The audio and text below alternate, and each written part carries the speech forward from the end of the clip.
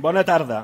Soc l'Oriol Junqueras, fill d'una infermera i d'un professor d'institut, casat amb una gran dona i pare de 2 menuts, el Lluc i la Joana.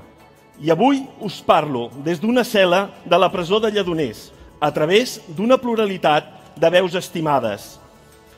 Companys, companyes, camarades, germans, amics, deixeu-me començar així, amb aquests vocatius que rememoren les diverses tradicions de les quals molts de nosaltres procedim. Feia temps que no l'utilitzava aquesta salutació inicial.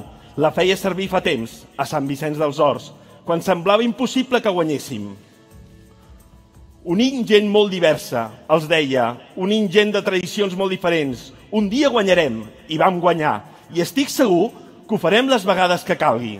Soc aquí, doncs a través de la paraula, i són les primeres paraules, les quals vull dedicar als companys i companyes membres del govern, als líders de la societat civil i persones estimades que estan a la presó i a l'exili polític.